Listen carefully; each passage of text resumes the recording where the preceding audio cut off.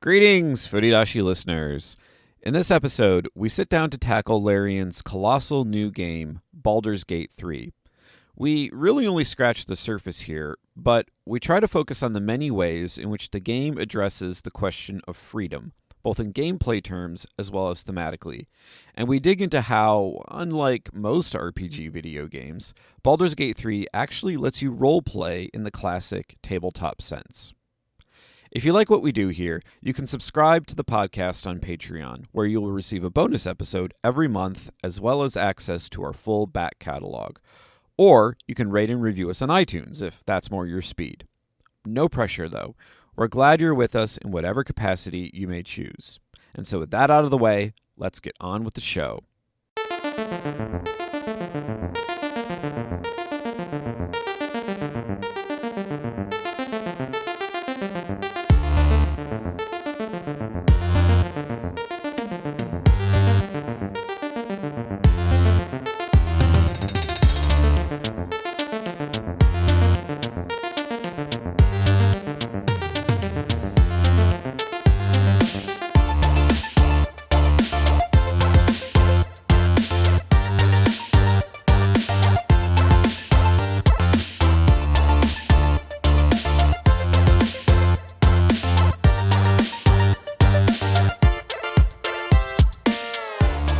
Everyone, and welcome back to another amazing episode of Furidashi Gate 3. I'm your host. I am your host, Laura Nash, here with the lovely Nicholas Arian. I am a campy vampire today. I do love Astarion. So I mean, who fine. doesn't love Astarion? I'm fine with that. I am fine with Astarion. Okay, there are some things that Astarion does is goes along. Oh no, it's very it's a very true.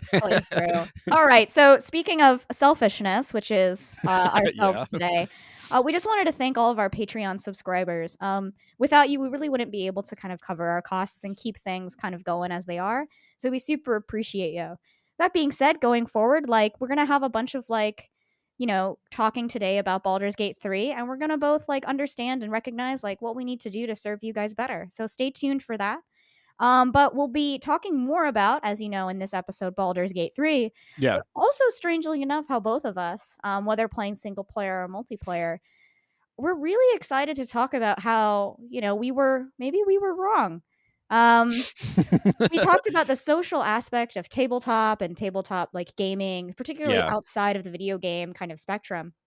And Baldur's Gate 3, for me, having almost five campaigns now, I don't know, let's not talk about it. I have a lot of different multiplayer games because of the nature of how socially dynamic it is, even if you guys are kind of playing asynchronously in this open world. And so in addition to that, we've been so excited by Baldur's Gate 3 is that we're going to also write something about a Substack post that's going to go out simultaneously with this episode. So go on over to our Substack at gamedesigndiscourse.substack.com to not only read about kind of the philosophical discussion of the relationship between freedom and gameplay that we'll be talking about here today as more of a dialogue. Yep. So we really just want to embrace that freedom and that chaotic energy that Baldur's Gate 3 gives us. So today on Furidashi Gate 3, please enjoy the choose your own adventure ride that we have today, because we developed a different dialogue of show notes between us to quite literally be as chaotically coherent as possible, which is, Nicholas, exactly how I am playing Baldur's Gate 3. I have an amazing spoiler story that I'm going to put here probably around the 30-minute mark. And I literally have a timer so that I can just insert that in. So yeah, I think spoilery stuff we should probably push more towards the end of the episode. It's gonna be super to the end. And what I'm gonna do is I'm gonna hide the spoilers. So I know a lot of you have been. We're gonna try to only talk about things that have happened in Act 1, which is great because I actually haven't even finished Act 1. Woo-hoo! But I have gotten to multiple points where I could have left Act 1. So that's really exciting for me. And, as a gamer that I am, I just keep replaying the different procedures before going to there, which is why things that I'm going to say, like, it might be a little spoilery in terms of maybe mechanics or storytelling, but won't be too spoilery in terms of like, and this character and then this character say this thing and etc. So just a spoiler warning for you guys here. Sorry, the introduction's a little long, but it's, this is Baldur's Gate 3 and it just came out, and all of you are probably only 2 hours in, or Nicholas, who's 200. So No, I think it. What did it take me to finish? I think I was at 80 hours when I finished, but I also, I mean, I could talk a little bit about my experience of playing the game, but especially because I meandered a lot. There were moments where I felt like I really, especially in Act Two, where I felt like I had to drain every single bit of experience out of what was available because there were parts of Act Two where I felt really underleveled. And so I did spend a lot of time wandering around trying to find every little last drop of XP, and so that was a little annoying. Which is why for my second playthrough, which I started this morning, I downloaded the Fast XP mod because I don't want to have to go through that yeah, again. I think for me, like, I got this game back. So I guess I got our histories with Baldur's Gate 3. I got Baldur's Gate 3 when it launched as early accessed for full price in 2021, I believe is the Yeah, year. we even talked about it in a very early Patreon episode. We did talk about it In in an fact, no, early it wasn't Patreon 2021. It episode. was end of 2020. Wow. So I have Yep. been playing this game for over 2 years, and so my hours count right now is already almost hitting 90. Yeah. And that's with a weekly multiplayer session with 4-player characters. I have a little bit of a duo that I didn't really play a lot of. Yeah. I have my solo playthrough, which I've been doing the most, I think, and then one of my friends, I will be playing a little bit of that game with them every week because I got my team to play it. So that's super exciting. I think there's a lot of you can learn from Larian's design philosophy as well. Yeah. But so that's my history. Is I've actually been playing this game and I've been thinking critically about this game for, I guess, almost 3 years now. Yeah. It'd be nearly Yeah. 3 years. Yeah. So Well, my because hour it was. count will never be right. They'll be like, "How long did it take you to beat Baldur's Gate 3?" I will literally go look. Steam says 200 hours, and that's not all one playthrough. Like, I'm not. Thankfully, I'll Yeah. be able to see it. I've got 22 hours into my Yeah. solo. So Yeah, it is nice that you get an hour count specifically for each like set of saves, each campaign that you do because yeah, if you looked on Steam for me, it would definitely be over 100 hours, but there are a lot of times when I just kind of left the game on cuz like I would realize around say 4 o'clock that I would need to like go do something, but rather than like turn the game off and come back to it, I would just leave it on. no, exactly, right? Yeah. And that's what I would say is I would love about Larian finally incorporated like the Dragon Age Inquisition character-based saving model. Yeah. And so even though it's the same underlying multiplayer architecture, they had to put in a new save system kind of on top of it. And I really like that, right? Yeah, it's good. It's It's very good. good. Yeah, the game's Um, pretty good. Can we yeah. can we agree that the game is pretty good? Oh, the game is definitely pretty good. Like DPG, you know? Okay, so Lauren, we have on our menu today. Actually, let's actually begin by, even though this is sort of further down in our show notes, let's begin by talking about freedom in this game Freedom. because that so Lauren mentioned the Substack post that is going to be going up simultaneously with this free episode, and that particular issue in the game is one that we deal in far greater depth, especially because I get into me specifically because this was sort of my primary contribution, the sort of like philosophical discussions around what freedom is and really kind of attacking the sort of shallow, laissez faire notion of freedom that people often have, which is one where people often assume that freedom is freedom from things like freedom from oppression, freedom from enslavement, freedom from taxes, or whatever bugaboo, right wing bugaboo happens to be the order of the day. But in the philosophical discussions of freedom, there's far more discussion of the freedom to do things, what is called positive freedom. And the way in which, like, social relationships, political relationships, and economic relationships are structured so as to either facilitate or work against that freedom to do. And if you want me to get briefly into what that means, I could talk about it. Like, so the example that is probably Um, No, I easiest to think Sorry, go ahead. no, I was gonna say, like, I think your example, like, before we get into an example, I think the biggest thing to understand is that a lot of people, when we think about freedom from and freedom to, a lot of freedom from is under the idea that you were oppressed, right? Yeah, So I am freedom from oppression, right? Means that nobody is actively trying to oppress you, right? But what we kind of forget, right, is we are free to wash our clothes, right? And I use that as a very basic example because there's a lot of places in the world, right, that don't have access to, say, fresh running water, or maybe as often as we do, right? Like you thinking my shirt smells dirty, I should clean it, yeah, right, is actually a freedom of choice to be dirty or to be clean, right? You have yeah. the freedom to buy groceries at Whole Foods or the freedom to buy groceries at Aldi's, Or right? the freedom to buy groceries at all. There are many places in Or the U.S. that are freedoms to basically buy food groceries at deserts. Yeah, all. Yeah, they're yeah, food deserts, right? So the freedom to be able to make a choice is huge, right? yeah, And I think that when we look at it games, we talk about the freedom of choice, right? Or like how much player choice do you give, right, the player? And for me, Baldur's Gate 3 is just a huge, right? Choices that you don't even think are choices because you think they're a part of the game are yeah. actually making a choice, and that's going to be the example that I want to throw out because I wasn't surprised when it happened, but I was like very confused as I was exploring this thing. So Yeah, so actually, okay, so to use an example of something that I did, if so, are we in agreement that like spoiling things in Act 1 is just going to have to be par for the course because otherwise we'll have nothing to talk about? I think that it's not so much par for the course, but what I would say is like use initials for people's names, right? And so it's Yeah. not too spoilery if you don't know, but if people are playing, they might be able. Okay, That's kind I'll of how talk. that's the Yeah, same in line of what how the game does, right? When you find notes, they use an initial, that's and then true. when you meet initial, right, you're like, oh my god, you are the person behind all of So it. there's a Act One potential. has also been Yeah, out for like 3 years. that's true. Yeah, so it's So so yeah, it's it's like weird. I know the okay, game just launched three yeah, weeks ago, but guys, like some of this content has yeah. been already shared on the internet. So we apologize if we do spoiler, but we'll try to keep it spoilery light. So there was a potential companion, initials M, just M, because that's the only initial they have, who is only available to you in the game if you make, shall we say, a fairly questionable choice.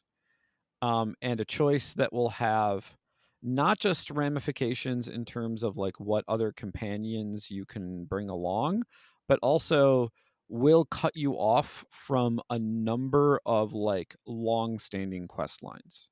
Like it just completely cuts you off by having this person in your party.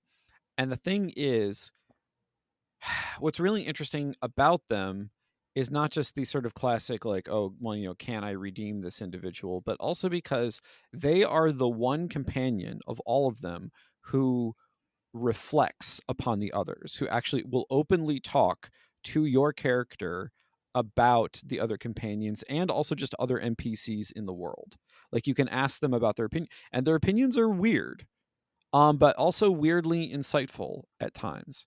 But the thing is, in order to have access to do that thing, in other words, all of that sort of like really interesting dialogue and really great narrative content, in order to be able to do it, you have to drastically sacrifice a whole lot. And like the game constantly reminds you of the fact that you sacrificed it. Like you don't get to just like do it and then get away with it. Like the game is going to be like there's literally a transition from one act to another where sort of you look back and be like, "Oh well, you sure wish you could have done that." And it's like, how? And then I looked up online how you do, and it was like, oh no, I couldn't have done it. The game is just telling me, you asshole, you made this decision, and we're gonna rub it in your face. But the thing is, there's this relationship. But like in facilitating what players can do, there are. I mean, yeah, there are sacrifices you have to make, but there are ways in which, like, if you think about it from a game design perspective, you have to sort of like build up the capacity to do that. Like all of these branching storylines and sort of like little like vignettes and like character interactions, like you have to consciously build that into the game. You have to create a like sort of a scaffolding for it. You have to get the VO for it. You have to get make sure that all of like the dialogue trees line up. You have to make sure it's not buggy as shit because it introduces a lot of complexity. But like this notion of freedom is really fundamental for like game design, especially if you're working on branching narratives, because it is the way in which you actually have to conceptualize player choice. You have to think, as Lauren was saying, you actually have to think about sort of the structure of all these things and facilitate them for the player. You can't actually conceptualize a game in terms of this sort of like more laissez-faire, like freedom from way, precisely because it's like if you want to become an astronaut, the freedom to become an astronaut or to like to travel through space, that is dependent upon like an economic, a political, and just like a basic manufacturing infrastructure to even make like the possibility of sending a single human being into space possible. And that kind of freedom really sort of, you can see how it sort of pervades all layers of society in the same way that this kind of freedom that Baldur's Gate 3 allows the player pervades all aspects of the game, not just the dialogue trees, not just the fun romantic and sexual interactions, but also like basic gameplay, like the freedom to like build a character in a particular way where you can have like all sorts of spells available to you, or maybe you need to build out a party in such a way that you have all your bases covered in terms of like having someone who primarily does dialogue interactions, having a character who primarily does like lock picking and things like that. Like you need to make sure that you have all of your bases covered. And so to like the freedom to do more things in the game, to like lockpick doors or to get into secret places or like discover traps or detect magic or whatever, you as the player have to take the scaffolding that Larian provides you, and then you have to build on top of that to facilitate in much the same way your own playstyle. Right. And I think that, like, for me, like, I think when you look at the political, like, kind of philosophical ideas of, like, freedom, like, one of the big things that games does for us is actually allows us to create and simulate, right, moral and ethical decision making. Yeah. And so I'm going to look at freedom of choice as moral and ethical decision making in Baldur's Gate 3, because we're looking at it not just in terms of what are the choices I have to me as a player, but when we look at game design, a lot of the choices that we think of are what are the mechanical choices, right? Players can make. And at the basic level, it's like, can they combat? Can they stealth, right? Can Yeah. they melee? Can they ranged? Yeah. But that's not a surface level kind of choice for me, right? It's just, okay, well, what are the mechanics, right? What is the actual just, direct active choices that players are making? Yeah. But I like scaffolding as a word that you mentioned, because Baldur's Gate 3 really not only creates like mechanical choice, right? And a Yeah. lot of that honestly came from Divinity Original Sin 2. I feel Yeah. like Larian's actually been working on this game for like 15 years. Like I know they said 6 or whatever the internet says, with 3 years in early At access. least since 2014 when they did the Kickstarter for DOS, the original DOS one. Yeah. Yeah. Honestly, yeah. Like when they did that, right? And I think like anyway, I just think they've really been building up kind of the understand of freedom of choice here. But in Yeah. Divinity Original Sin 2, there weren't really any dialogue options that chose like a path. Like it wasn't like choice driven or dialogue role play driven. It wasn't Yeah. so much that as it was like I chose to interact with this NPC in this corner, which let me skip all of Act 3. So I've never played Act 3. Like any of it, Yeah. and which is just bizarre because that's like 20 or 30 hours, Yeah. and that's 20 or 30 hours of content. And I think that's where I think you get to understand and really explore all of the choices of Baldur's Gate 3, is that when we look at game design from a storytelling standpoint now, it's all about the content. Okay, Yeah. how much content are you getting by making a choice versus how much content are you negating or not, or kind of taking off the table by Yeah. making a choice, Yeah. right? And I think that that's what's really compelling for me about Baldur's Gate 3, is that the system's responsivity isn't just from the dialogue choicing or the branching narratives, and they all kind of end up feeding into one another. It is actually the sheer amount of permutative consequences or content that is stripped off of the table. Yeah, and I was thinking a little bit about this yesterday when I was making dinner, not dinner, lunch. This I doesn't don't know, matter. a meal. Like The we're in the game dev. context of me thinking No, about this no. doesn't matter. Yeah. Anyway, so I was thinking about this, and I realized that like when you're thinking about the ramifications of of a player's particular choice, typically speaking, those ramifications often have a kind of like math function. So like, oh, well, this character is in my party, or I did this particular thing, and it might like have certain effects on like future checks that future like dialogue checks that I have to make, or it might even have ramifications for like you say stats in combat. But what I found really interesting about Baldur's Gate 3 is that they found a way to make the ramifications not always math. In fact, not usually not math, but like psychological and subjective. And so by like taking it away from the like if you make this choice, it flags this thing, or like it changes this boolean, or like this particular integer changes and it'll make this thing harder or easier. It actually puts the player in a subjective state where they feel viscerally what is happening to their character, and also in a sense to them. Because like when you are being made, so like when the game is rubbing these things in my face, I actually kind of feel like shit as a result, because I'm like, well, yeah, but I'm stuck with her now. Like I guess I could go back the 20 to a 20-hour old like previous save, but I'm not going to. So I guess I just get to feel like shit for this for the Yeah, I time being. actually want to like talk about that because someone was talking about how they got to a kind of choice moment, or their choices had led them to some content that they didn't want to explore. And Yeah. they suddenly were like, I either go all the way back 20 hours or I just stick with this. And now I don't want to play the game anymore because I'm personally upset. And I Yeah. think you mentioned this is like, I don't know, freedom of expression, or I mean, it was choice and sacrifice, maybe, where it was like, Yeah. look, you made choices selfishly. Like, Yeah. you made choices at the expense of other people in the game. Why are you surprised the content that Baldur's Gate 3 is going to deliver to you is about how it kind of is shitty Yeah. to not care about other people? And now you feel bad? Yeah, Like, no, I and want to then your response is to, I'm I this game isn't about me anymore, so I'm leaving. And I'm Well, like, no. you're But kind of here's the thing, and this is actually what I think makes, even though if you looked at it purely from a systems and mechanics perspective, everything that exists in Baldur's Gate 3 you can find somewhere else. But what makes it unique is the fact that, and this is why in the Patreon episode we're going to have to eat our own words, is because what this game allows you to do is actually manufacture an identity for your character, an identity that you have to inhabit, an identity that, dare I say, you role play.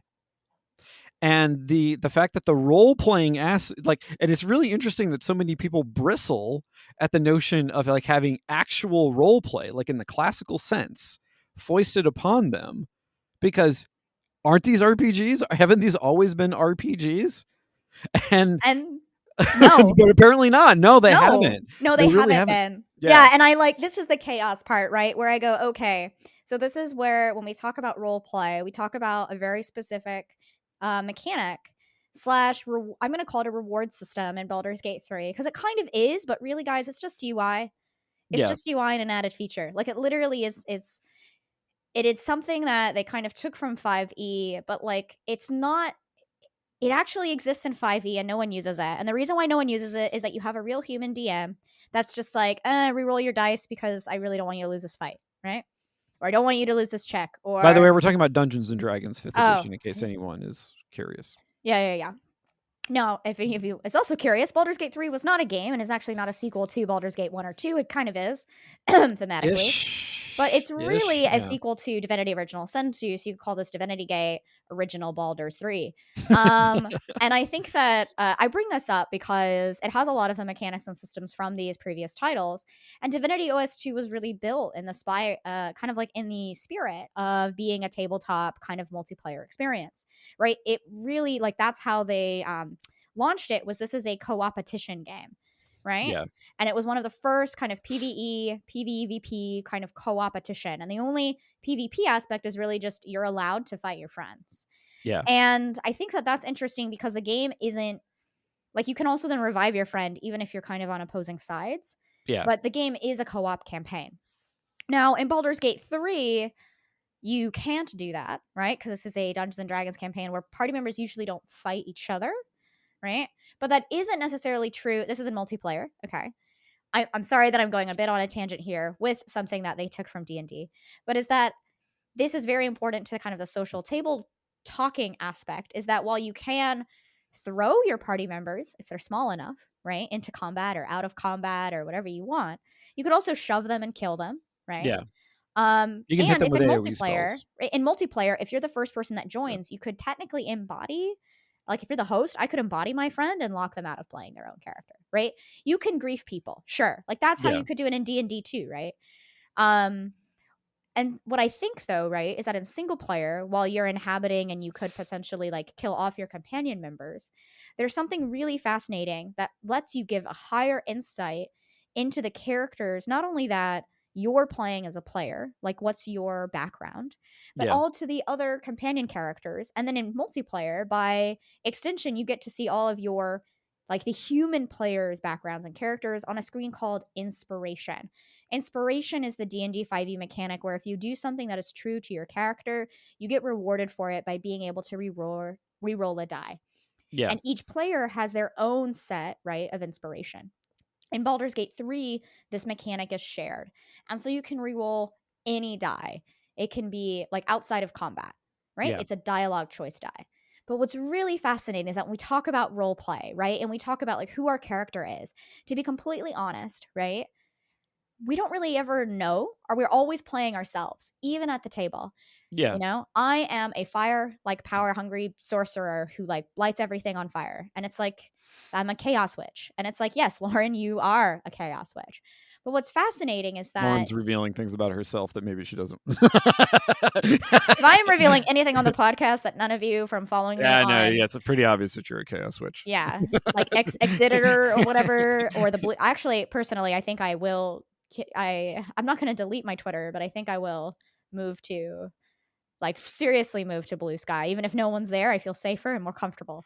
Yeah, Okay, Twitter's just gotten weird. side tangent. Yeah. What I will say is like inspiration rewards you for playing into your character's background, and they don't really tell you how, and you don't really know how, and you don't know why. Now, all the origin characters have a ton of inspiration moments, right? Yeah. But you as a player character don't have that many inspiration moments. So when you get inspired, right, it's very interesting because you can play into the background of a charlatan, but you're not going to get inspired the same way that Asterion will. And it's just a little line of dialogue on the UI menu. But every time I deceive someone, or every time I kind of am sneaky or kind of stealthy about how I play, Yeah. it's not really a selfish run to side with Asterion. It's more of a like self-preservation, right? And Yeah. in a lot of dialogue choices, it does come into a, you know, it feels selfish or it looks bad. Like you will end up getting more people killed if you want Asterion to approve on everything than you won't. But it is all about making fights easier. This is where it comes down to content, right? Yeah. It will be about self-preserving so that you are deceiving someone and then turning on them, right? I've done this twice now, and both times Asterion has approved. And I didn't really quite understand. It wasn't until the second time I did it that I Yeah. went, oh, I'm betraying an ally. But I Yeah. mean, they were a temporary ally, and I didn't really trust them to begin with. Like, and I shouldn't have because they were a bad person. Does that make sense? And Yeah. so, because I betrayed a temporary ally, Asterion was like, you used people. But his background is charlatan. So I could play my character as a charlatan, right? Who's also deception and persuasion. But the ways I would get expired is just like, hey, did you trick people? Right? Or Yeah. hey, did you bribe your way out of something but not pay the money? Did you Yeah. use more deception checks than persuasion? But sometimes persuasion will also inspire you, Yeah. right?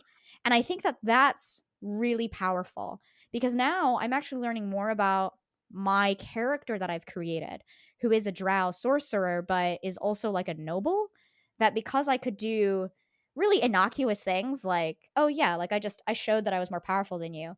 Boom, you get inspired for being a noble. And I was like, oh, this feels a little wrong. Like I never play nobles, and so that's why I did it. And I was like, Yeah. I don't like that. I just did it because I was like, oh, this is funny. I'm a player and I'm gonna take advantage of how you thought that I was here to collect on debt. I'm just gonna collect it. And suddenly they're like, you're inspired because you exploited the working class. And I was like, I hate Excuse me. this. Pardon? Like, I chose this background for the skill proficiencies. I did not choose it thinking that I had to be an asshole. I But did, yeah, I did not. Exactly, right? And that's right. And that's and that's the kind of content, right? That's the wow, I mean, I chose a drow noble because, that's I really did want to kind of play that way. And I don't like that the game called me out on that. Like now literally I'm going, I was just trying to be a funny chaos witch, and I've never like I usually play drow, and I usually like a drow entertainer or like a drow like outcast. So I was like, I'll just play Yeah. drow noble. I'll really be into it because all my friends are being into it in this run. Ha ha ha ha. One of them's dandelion, right? So they're like a base human, like whatever. Oh man, but now I'm like I'm going ha ha ha ha to now like like I mean I wanted this, but also I sign up for this, right? And Well, I think you did. that's I did. You I did. did. And that's the thing is that, but what's curious is that I think why a lot of people abreact, not a lot, but some people abreact to it is because by and large, RPGs, like, even though they claim that a particular character is one thing as opposed to another, or like you go into the character creator and you choose all these things for the background, or in the classic BioWare sense of the red versus the blue, if you're like renegade versus paragon, or I don't remember what it is in You mean KOTOR. Sith versus Yeah, Sith Jedi? versus Jedi, yeah. So like Master versus Chief? No, I'm so sorry. Master versus Chief. So every Halo has two wolves inside of it.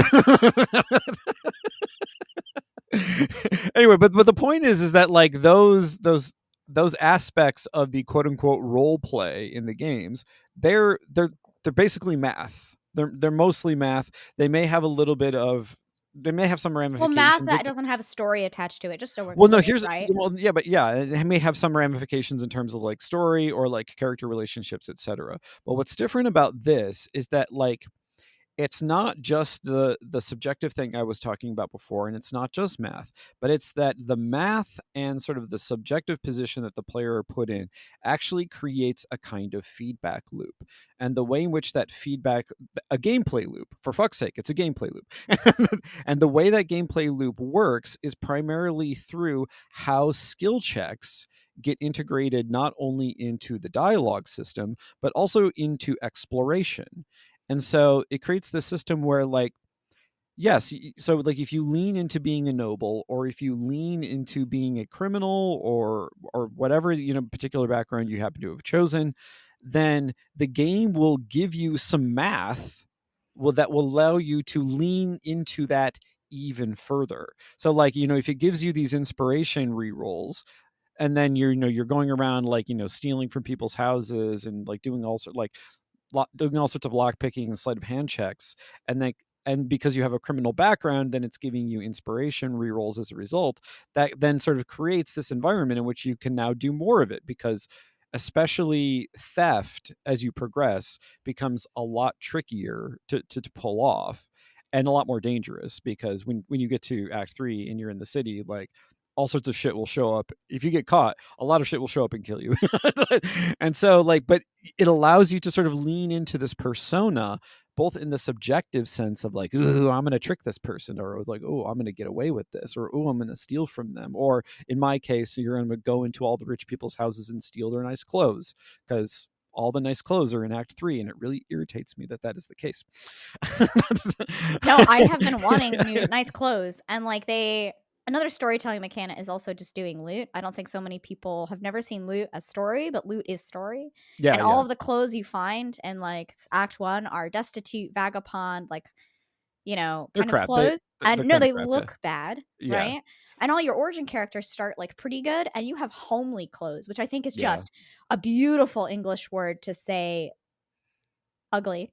Yeah, And I think this is kind of the point where I want to talk about loot, right? I yeah, want to yeah, talk about content, but what I'm saying is like Nicholas, you're right. Like it's man, I cannot avoid spoilers with a game that you love about, and I am a metagamer just whenever I play RP games, because I do want to kind of see how other people have tackled a situation, because yeah, I have replayed this particular forced fight in the Underdark, at the end of the Underdark, in a kind of forge location. yeah, And I have played this forced fight, I think 4 or 5 times now, not even fighting, just getting to the forced fight, choosing that many dialogue options, trying to see. And a lot of yeah. people would see this as scaves coming.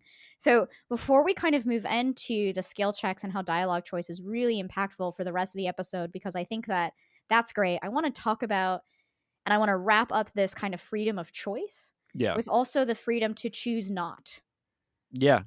right? And this fight, and I think you know what I'm talking about, Nicholas, at the end of the kind of before you need to get to basically you need to get It's to a certain tower that's outside of your reach and you need to kind of yeah. leave the map, right? Yeah. And before you get to the point where you leave the map, there are two ways. There's the easy way, which is above ground, but it's actually harder for lots of Yeah. different reasons. And then Yeah. there's the harder way that is actually easier for different reasons. Yeah. And you go into the underdark, right? So there's the overdark, the I will say that each one is easier or harder depending upon like which route you go with regard to the Druid Grove. yes, it's harder or easier, Because I what the guess. one that was hard for most people is actually easy if you do the bad thing that I alluded to earlier. Oh, yeah, it's gonna be super easy, barely an Yeah. inconvenience. Yeah. So speaking of not super easy, barely and very much an inconvenience. That's what I'm saying, right? Like it's the freedom to choose and the freedom to choose not. Yeah. So you talked about choice and sacrifice, and that when you make one choice, you will lock yourself out of other consequence or other content, right? Opportunities. Yeah. Yeah. Opportunities, right? Yeah. You'll lock yourself out of other opportunities, right?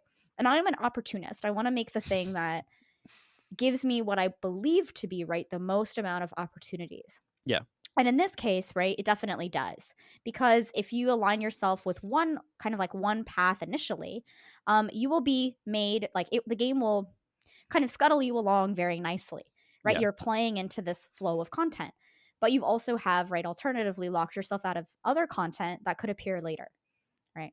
So I think that's important because it's not so much a sacrifice, right? Or like I've never actually thought about that in games, but it is, right? Is that we are actually, yeah, we are sacrificing as developers, right? Larian went, you are sacrificing, and we are willing to sacrifice you seeing 60% of this game so that you can play 30% of this amazing permutation, Yeah. right? Exactly. And that's huge. Like I think we need to be willing to sacrifice, right? As developers. My example of this though is very very particular to kind of help people understand the amount of choice that is in this game and the not choice, which is different than a sacrifice. A direct choice is I decided to side with M. So this example that Lauren is giving is barely an inconvenience for me. Yeah. Did you know, Nicholas, that barely an inconvenience when you don't side with M has like like it's a forced fight. It will always be a forced fight. And the game like it is, but how you decide to do that fight is up to you. Yeah. However, say that so when you first get there, right? You kind of deceive your way in, right? Or you don't, I guess, and then you damn do what I'm going to do anyway, but that's fine. Let's move on. You kind of force you kind of basically when you get into the Underdark, there's a boat. You take a boat, you go to a place, and depending on how things run out, you could have a variety of quests that are like, hey, save these people that are being enslaved. um hey, like, side with, you need to free another true soul that you've met. Yeah. You need to kill that true soul, right? um you need to you can side with the Drugar, which are like basically dark dwarves, Yeah. right? um or you can do nothing, right? Doing nothing, which I didn't, it's not that I didn't know it was an option, it's that doing nothing is an option, and doing nothing is this: it's fighting through the game, realizing that you don't have enough spells, so you decide to take a long rest. Because even though the game is telling you Yes. This that this happened. This happened to me too as well. this When I yeah. person is, needing to be saved and is under duress, I was like, yeah, but I have no spells anymore. This is a forced fight. And there's 3 different ways to do the forced fight as well, which I won't get into, Yeah. but I've done every single one. Um, and and within that, I made it a little bit more difficult because I had a ranger in my party who had a bear, and I wasn't actually able to talk to anyone because they immediately all go into a combat stance and run away from the bear in the Underdark. They're like, you can't be here. Get your claws away from me. And they all take out their crossbows to combat. And if you try to click on it, they just keep talking about how this bear is scaring them.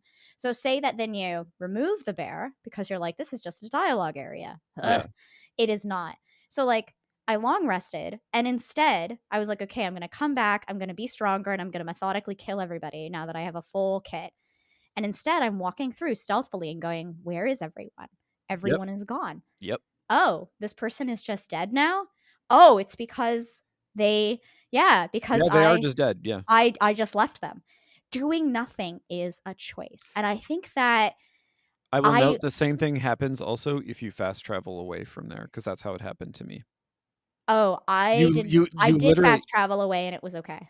Oh, really? It's Well, on it. So that's what I'm saying. oh, I okay. fast traveled away and it's okay. And it depends on where you fast travel to. So that's what I'm saying is Oh, doing okay. nothing and then ignoring it for too long. So that means there's some sort of timer mechanic inside of this game, right? Yeah. And like the fact that I fast traveled in the Underdark, that's okay. And if you fast travel just a little bit and you come back, it's still okay. That's why I thought a long rest would be okay because it's gamey, right? Yeah. The long rest is just a game mechanic, right? No, the long rest is a story mechanic. And I knew it's a story delivery mechanic, but it actually changes the content that the player receives if they do it during these, right, diegetically kind of like very Yeah, I mean, big also you will, story moments. like, especially if you make the very bad decision, like, you will be attacked more often in camp than you would be otherwise. So, like, that's one of the things that you have to sort of accept is that, like, a lot of the quote unquote good characters, including the quote unquote good companions, are now just going to like ambush you and assault you, and you get a moment initially when they show up where you can try to convince them, or you can try to sort of like manipulate the situation or deceive them or whatever.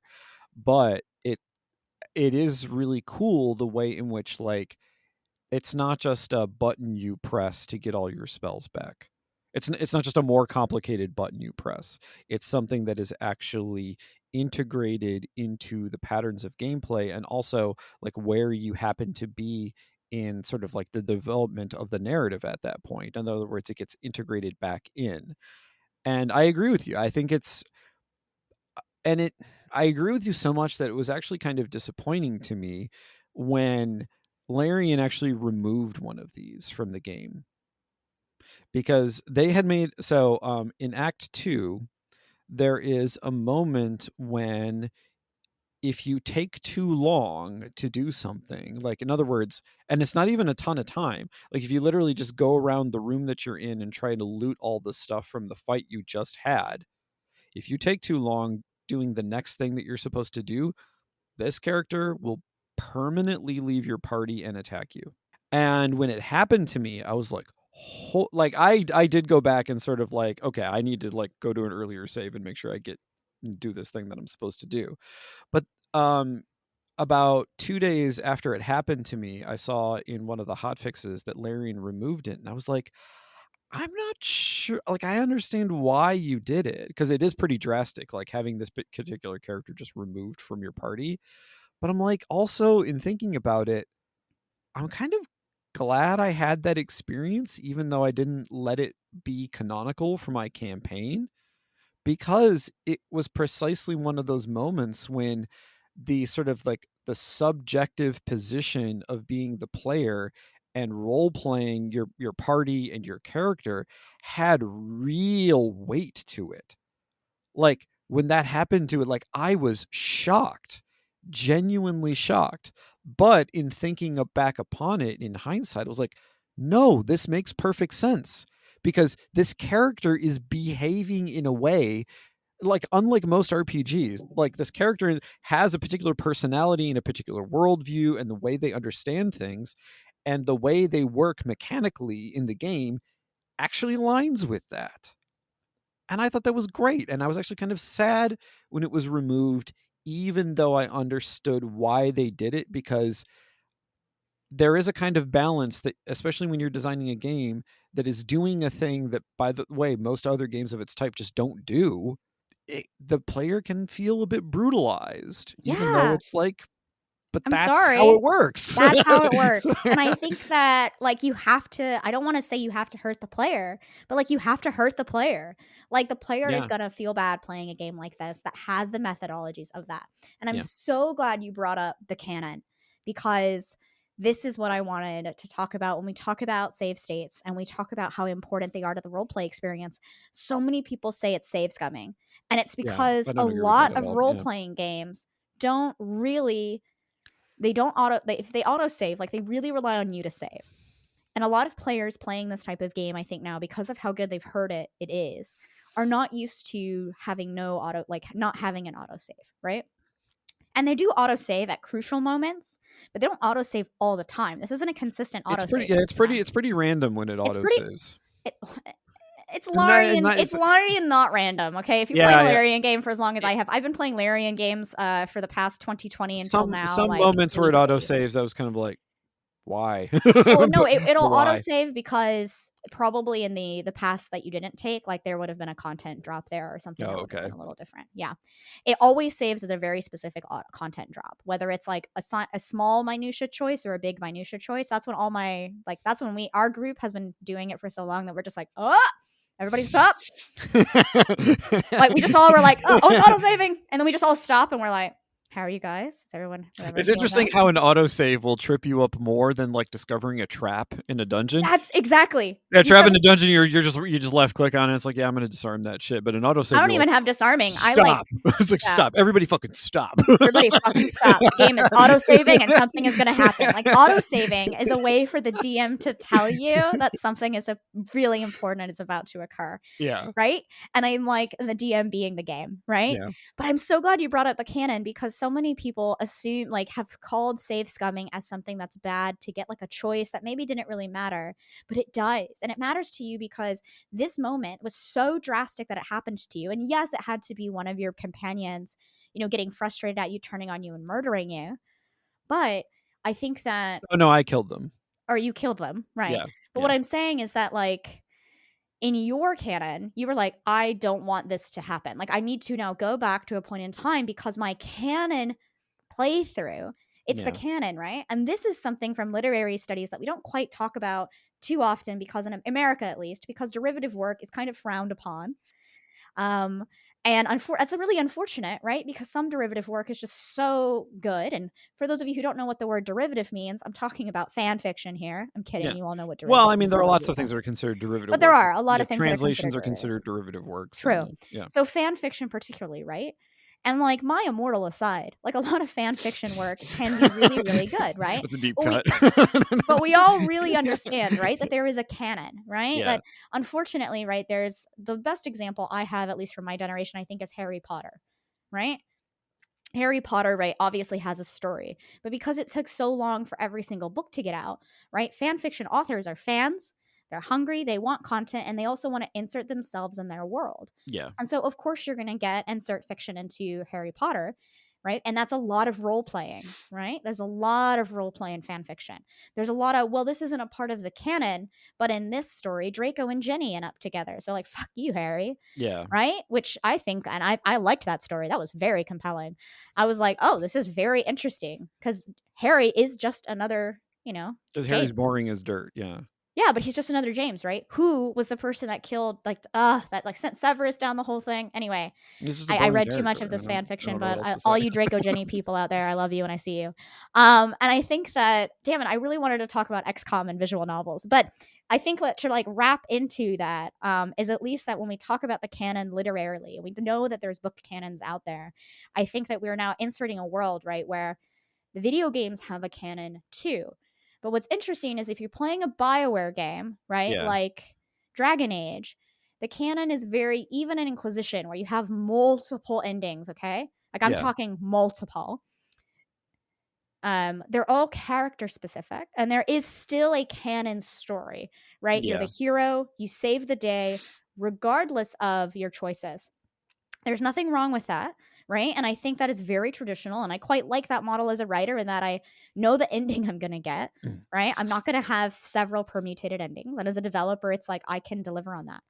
But what Yeah. Baldur's Gate has done here is something where it's actively taken the choices of your characters and actively made them go, this is now a multi-permutated ending. This Yeah. is a game that can have truly, right, the canon as Nicholas has it for his run through. Well, not just the can. So like, Well, a canon in yeah, your, do you know what I it mean? Like canon in in your the sense brain. that like that was the through line that I took to the end of the game. But it's also important to note, to sort of buttress your point about like save states and their relationship to sort of like fan fiction, is that I also played out that betrayal a little bit and saved after it. So that way, if I want to go back and play things out from that perspective, I can. And so, in that sense, the save state, it's not save scumming. It's doing precisely what we were saying earlier about this relationship between like scaffolding and choice, and sort of the way in which freedom actually works as sort of like a facilitation rather than just a like removal of some oppressive force. Because now, what I have done in creating that save state for myself after that drastic thing happened is now I can also, in addition to sort of the thing that I did in terms of my campaign in the longer sense, I can now go back and play that through a little bit and see what happens. So, like, there is a kind of fan fiction-y element to that. I can see, like, I can compose for myself an alternative storyline that involves the betrayal of this character, even though that's not the one I went with initially. And so that's not save scumming at all. That's literally doing for yourself as a player what the game itself is already doing. Yeah, no, and Yeah. exactly, right? And I think that I don't know. I think that people will still say it saves scumming a little bit, but I am glad that we understand and recognize at least more now as an industry, and I hope as like gamers that like we are a save state is so critical to a game with multiple permutations like this. Like it's so Yeah. critical to to saving players' choices and making them matter and letting them go back, right? And make a choice that fits their headcanon. I Yeah. don't think it works for, say, every property, right? Like Halo is probably, even if it had multiple permutations like this, would probably not end up right in a okay, well, Master Chief took path A and so path B got everyone died and I want to see those, people or whatever, right? But what I would say is that like it is something that at least for like this role playing game, if I did have the ability, right, to go back into it, this is obviously changing the game Halo entirely. Yeah. Um, but Master Chief is important, right? And he's a soldier. If I was a soldier, right, and I got some characters killed along the way, it would be interesting to say, okay, let me name this save, you know, path A saved Lila, killed the crew. Yeah. I saved one, right? Killed many. Let me go back, killed Lila, saved crew, right? And now I've got this two binary that I can go, okay, let me play this a little bit, right? This also assumes you can rename your save files, which I think is incredibly important Yeah. for these types of games, because that's basically I've saved every single fight.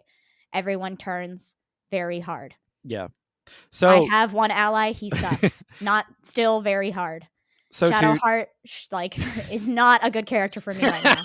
Like, you know what I mean? Yeah, Like, yeah, I've yeah. thought I can do that. So to wrap this up, Nicholas, where do we want to go? Well, to transition into sort of talking about more systemic things like sort of visual novel aspects and sort of more tactic turn-based stuff.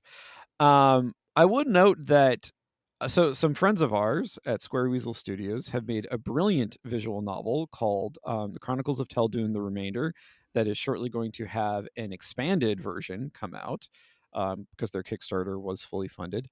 And that game in particular does a really amazing job of sort of showing the player why thinking about save states precisely in this way that we're talking about is so important. And it's because that logic of gameplay comes from visual novels. A week ago when I was talking to Lauren, I joked that like, Baldur's Gate 3 is essentially like somebody was playing XCOM and thought to themselves, "Hey, what if this were a visual novel?" And the thing is, like, even though that I was being kind of snarky, there is a really important way in which that works in this game. Because yes, you have the sort of like core D&D influenced turn-based combat mechanics, but you also have all of these elements in the game that are so obviously taken from visual novels. And so for all of those people out there who crap on visual novels all the time, literally the game you love wouldn't exist if it weren't for the extremely brilliant like what essentially like narrative system designers who over time have come up with these things and like created not just the conceptual framework for how to design them, but also how the math works. Because like the way the math works for skill checks in Baldur's Gate 3, like you have exact in fact, the precursors of that in things like Ren'Py, and also even in Twine, you can do skill checks in Twine. You So can do skill checks in Twine. So everybody who's like, Twine is not real, I'm done with you. You are no longer my friend. Goodbye forever. Um, you can do skill checks in Twine.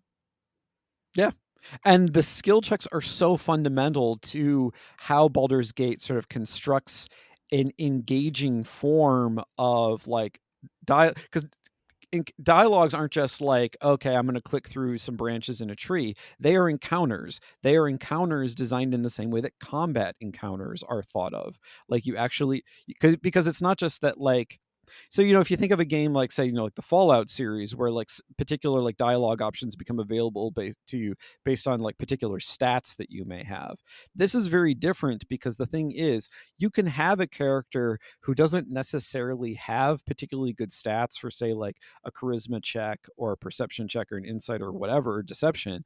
However, you can build a party around them that you can then juice up those checks through various spells, through various abilities, through like bardic inspirations, through spells like guidance, or special abilities like Dark One's Own Luck, which I believe is the Dark Fiend One's Warlock. Blessing. Dark One's Blessing, sorry. Yeah, which is the Fiend Warlock one.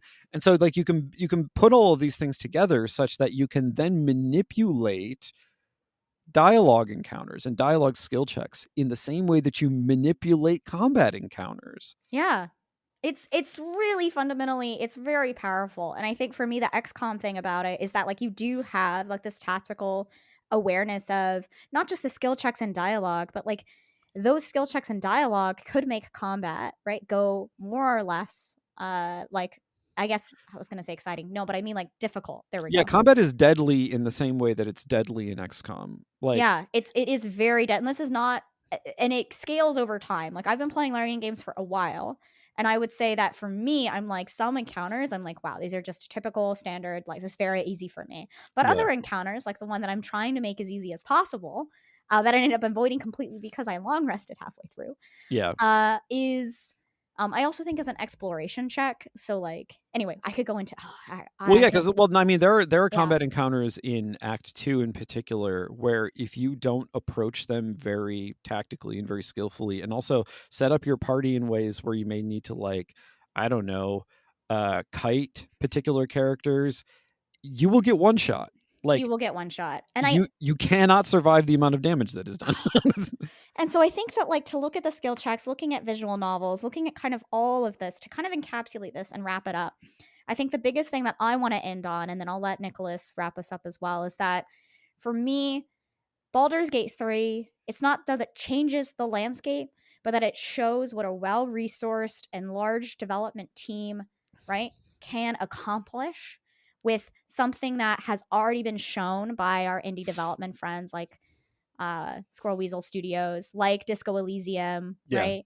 As well as like from other well funded, well researched companies like XCOM, right? yeah, I think that you can see this happening in one way or the other, but only with right this kind of team of developers that are all focused around this one goal, right? yeah. This is what it can do. So for me, it's not that it changed the landscape, but that it finally exposed right this huge, like a huge aspect of mass appeal gamers to a landscape that already existed and built right Baldur's Gate inside of it and said, here, please play this thing that is just a collection of every other game out there. So my hope is that it makes people play other games, right? That's the Yeah, hope of every developer, I think, right? When you yeah. see a title like this. That for me it's, hey guys, if you really like this, you should play Disco Elysium. Like, what? Yeah. Disco Elysium's nothing like Baldur's Gate, Lauren. Ah, but Ha ha right? And then ha. people, haha, right? If you like Baldur's Gate, you should go play XCOM.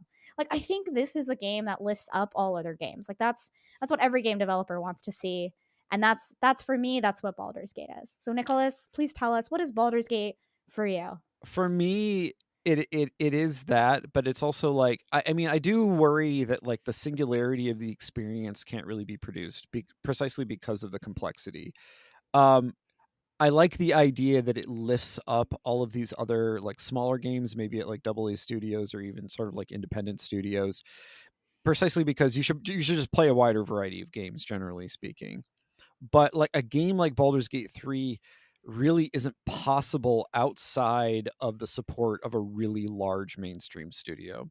And Larian basically had to become a large mainstream studio in order to support this game. They like their staff went up to like I think they have over like 400 They have employees now 450 employees now. just to work on this game.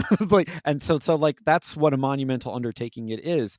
But I appreciate things like that. I appreciate things like even though I find fault with a lot of aspects of Denis Villeneuve's Dune, like it is an incredible accomplishment. Like it is a visual spectacle. Like there should be both tiny little games that make you feel a little thing for an hour or two, and there should also be 100-hour games that are just like opuses magnum opera, but magnum opuses. And so with that in mind, and sort of the idea that sort of like Baldur's Gate 3 can be the game that sort of like cradles and loves all other games, I want to thank you all for listening to the Furidashi podcast. Lauren and I are going to be continuing to talk about Baldur's Gate 3, but also more generally about the relationship between tabletop and video games and sort of the translation between the two of them in our Patreon episode. So you can go on over to patreon.com/Furidashi. And if you sign up for $5 a month, you will get access to not only that episode, but now quite a lot of bonus episodes as well. If that's just too expensive for you, or you're having a hard time financially speaking, you can leave a review for us and a rating on iTunes. That really helps us out. You can mention us on social media and be like, hey, I listened to this fantastic podcast and these two are brilliant and sexy and Oh, wow. various other complimentary things. Please refrain from too many critical things, but even being critical of us actually helps, get the word out, and we do appreciate that. You can follow Lauren on Twitter. Well, for a little while longer, at the Lauren Ash. I am at Academicality. The podcast is at Furidashi Pod. And with all of that in mind, I want to say thank you for joining us this time around, and go make a lot of bad choices in life.